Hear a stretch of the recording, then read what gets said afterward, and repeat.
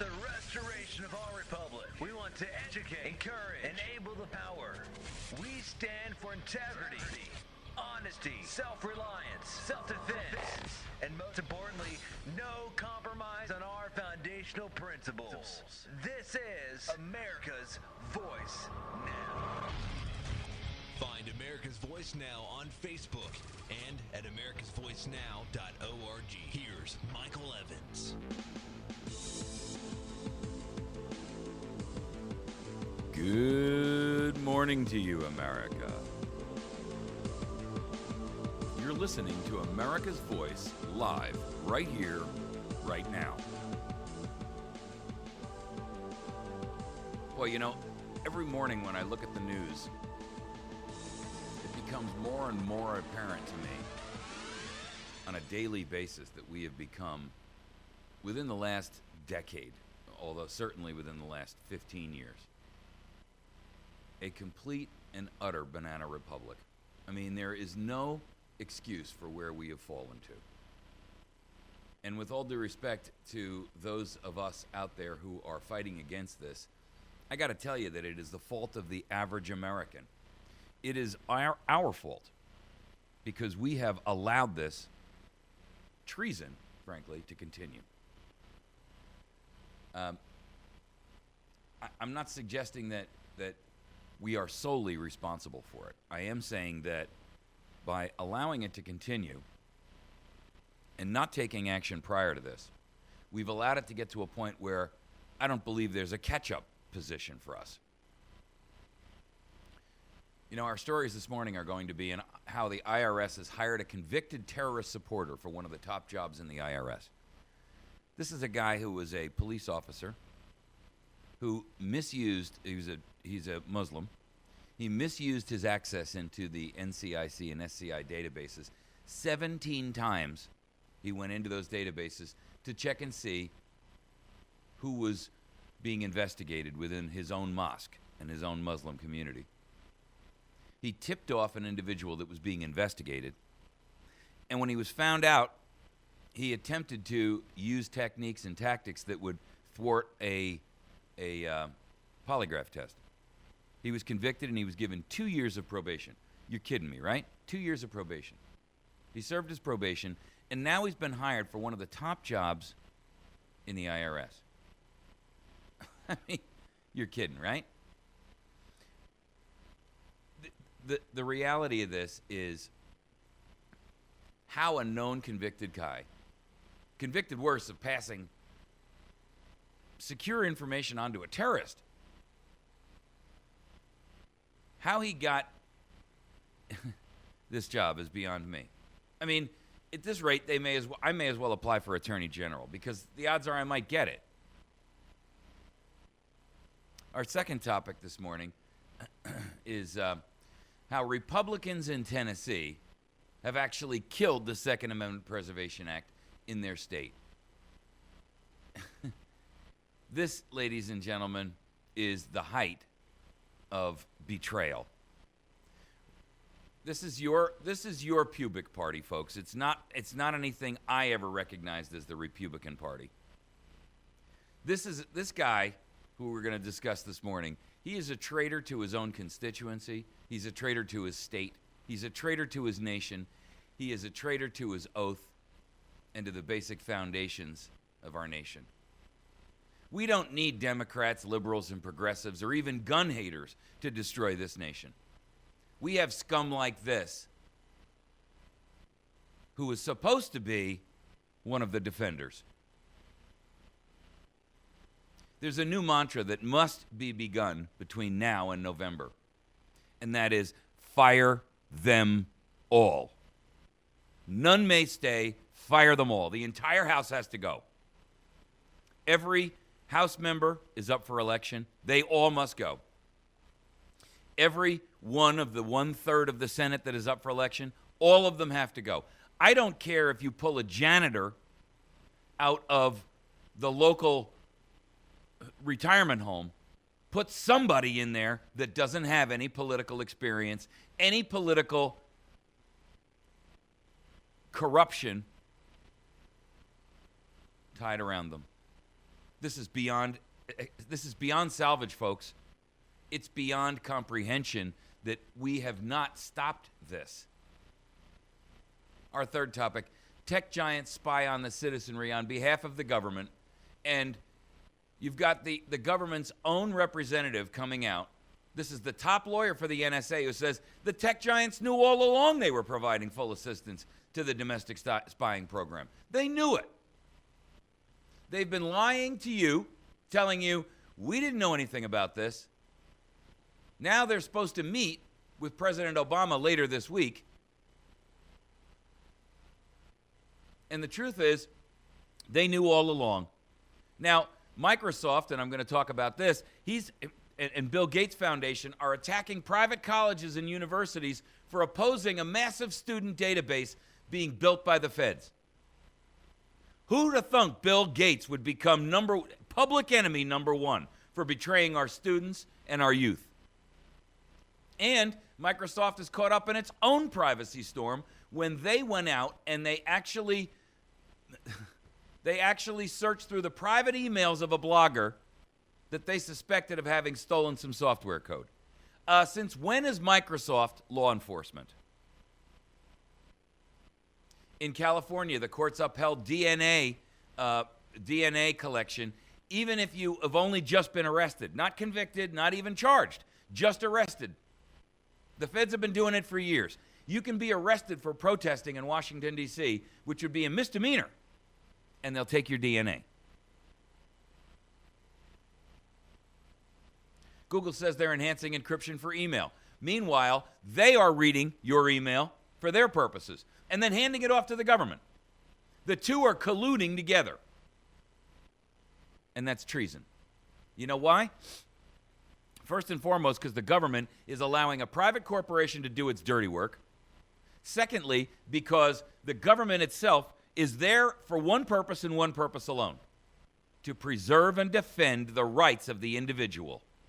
End of argument. Its only purpose is to defend and protect your right to life, liberty, privacy, the pursuit of happiness, your ability to keep what you earn, your ability to function, your ability to take your skills and your talents and put them to their highest and best use, without interference, without undue influence, without stress, without coercion. The other day, a Phoenix reporter came out and said the White House and the press secretary, they get daily briefings, and they know the questions are going to be asked in advance, and they actually even provide some of the answers back in writing before the press office is held. Now she comes back out. As soon as this hit, everybody screamed bloody murder. You can't do that. This was given as an off-the-record meeting. So she comes out and she says, my mistake, I own up to it. It's really not how it happens. Boy, can she breathe a sigh of relief. She won't be fired, and suddenly she won't die in a horrible accident with snipped brake lines. The kids can go to school and not worry about a Sandy Hook that'll happen in their specific classroom. And her husband is deeply relieved that he still has his job, and he won't inexplicably fall in front of a train on his way to work. Ladies and gentlemen, this is what happens in dictatorial authoritarian regimes, not in the United States of America.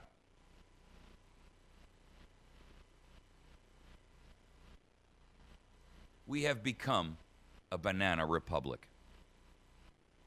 And we've done so in the short span of 15 years. I mean, it's been building for a long time, but the true push has been on since the days of Bush and Obama. Everybody else was just setting the table, but these guys are putting the meat on the table. These are the ones who are putting down the food. I'm incensed, I'm disgusted, and I am so far beyond angry. I don't understand how we can continue in this format. The internal. Let's get into our first story because I'm apoplectic. The Internal Revenue Service, who's already facing the major problem of how are they going to explain all of the nonsense that they've done. and how they've misused tax files. They've hired a former police officer, who's been convicted a couple of years ago of gaining access to the FBI's records and providing that information to a counterterrorism investigation suspect who was tied to al-Awlaki. This guy's name is Mohammed Weiss Razul. He's changed his name legally to Weiss Russell so that no one would know who he is. In 2008, he got 2 years of probation. 2 years. And he pled guilty in federal court because he illegally accessed the FBI's crime information database, and he ran license plate tags on these cars that were tailing this guy that was in his mosque. This guy, it turns out, was the subject of an FBI undercover investigation because he was tied to Anwar al-Awlaki. This is an Islamic Muslim militant who was responsible as the mentor for 3 of the 9/11 hijackers, and he was the inspiration for that dipstick over in Fort Hood to kill a bunch of soldiers. Now, the question is, first of all, this guy is a known felon, right? I mean, the government says they don't hire felons, but they hired him. The government says if you're a terrorist or if you're providing aid and comfort and aiding and abetting a terrorist organization, you can get life in prison for that. This guy got 2 years probation.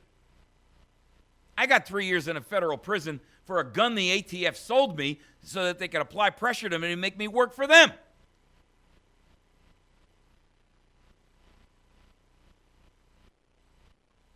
This is unbelievable. Worse yet, the job he got is as a financial management analyst. That is 3 rungs lower than the highest level career position you can obtain in the IRS without a presidential appointment. This guy is going to start at $88,000 something a year. Now, no one in government's raised an issue. Only Judicial Watch, which is a government watchdog group, and you can get to their website by going to judicialwatch.org. Only Judicial Watch has come out and said, wow, what's going on over there? Chris Farrell, who's the director of investigations, says, this is absolutely outrageous. Razul has already demonstrated he's not worthy of a position of trust within the government. He's already broken his public oath. The last place you want him is at the IRS. They've started their own investigation into the matter because now we need citizen watchdog groups to do for us what government will not do.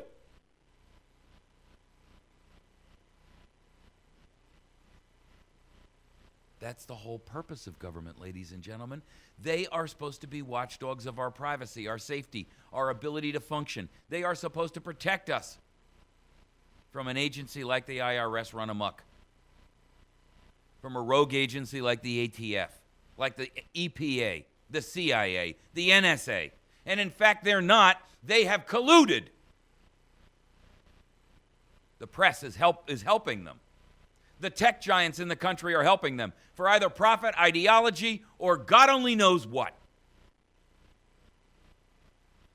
The problem is that we have slipped into, and I want you to understand the definition when I use the term fascism, because you shouldn't get all panicky and say, oh my God, he's calling us Hitlerians. You're not Hitlerians. The proof of the pudding is this. Fascism is not a function of what Hitler did in Germany. Fascism is a merger of corporate interests and government. It is when corporations and government merge together to screw you for the benefit profiteering-wise of corporations and for the empowerment of government. That's what it is, ladies and gentlemen. The fact that Hitler took it askew and bent it around the corner and went off to kill all the Jews is secondary. Mussolini was a fascist. They didn't march off 6 million Jews to the camps, or 6 million other Europeans. Lest we forget, there were 12 million that were killed, not 6. We are a fascist dictatorship right here, right now. Anyone who denies that is living in a fantasy. They don't want to admit it because no one wants to admit that the late, great United States of America could have fallen into totalitarianism. But we've allowed it to happen. Why do we have to have a group out there like Judicial Watch? I mean, I applaud and commend them for their effort. But, you know, this is government's job. Not to hire the perpetrator of a terrorist act and then put them in charge of, you got to be kidding me, financial management analysis.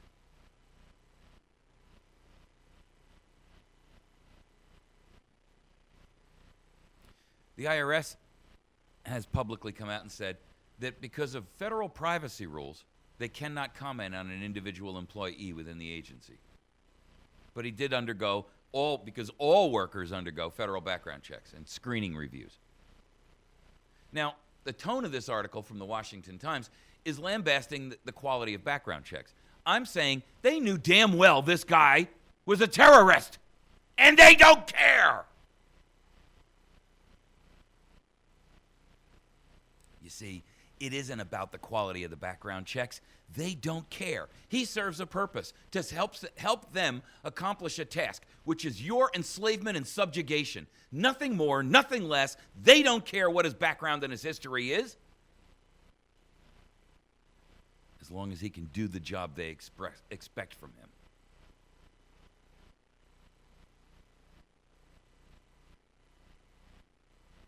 Philip Manuel, the former U.S. counterintelligence agent and the chairman of the investigative firm called MBD International, says, "It's astounding to me, with his activities at the police department, that he should have a position within the federal government that involves a matter of trust and responsibility. There's something fishy here as to how someone with his background could get cleared."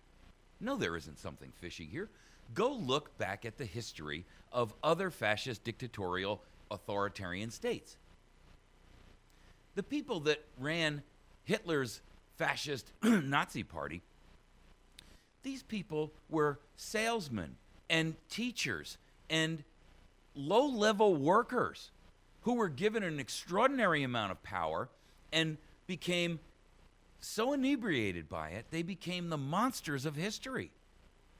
This is no different.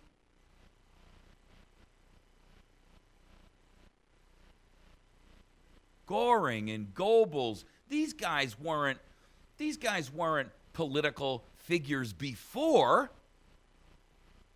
They were the detritus of society that he picked up along the way and rose to prominent positions of power within the organization because they served a purpose.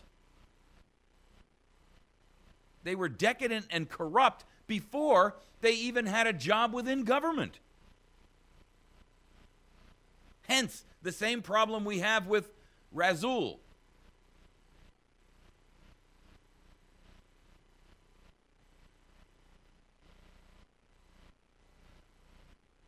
Washington Times throws out that Congress and federal agency are re-examining the quality of background checks after the high-profile lapses, including figures like Edward Snowden and Washington Navy Yard shooter Aaron Alexis.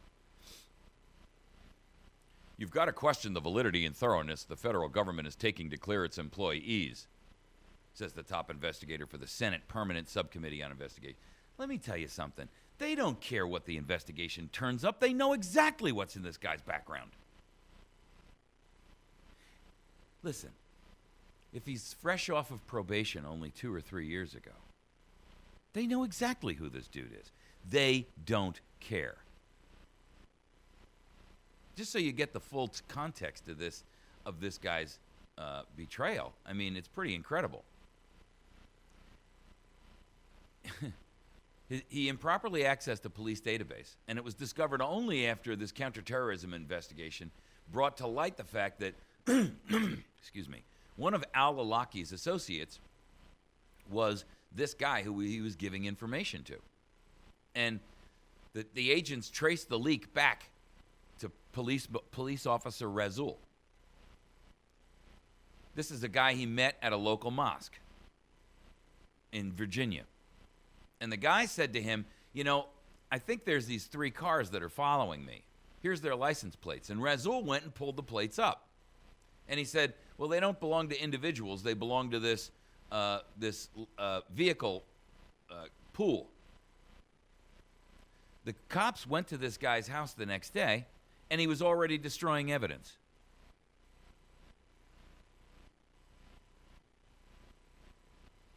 He defended himself and said, I had no idea the guy was the target of a federal sting. I was just helping out a concerned citizen. Likely story. He then took a, what do you call it, a lie detector test, and he failed it. In fact, not only did he fail it, but they said he was specifically using techniques to thwart the lie detector test. They said that his telephone call alerted the suspect of the FBI investigation, and he disrupted the counterterrorism case. They got to this guy's house at 6 a.m. They were there, theoretically going to do a surprise raid. The guy's dressed, and he's destroying the evidence that they're looking for.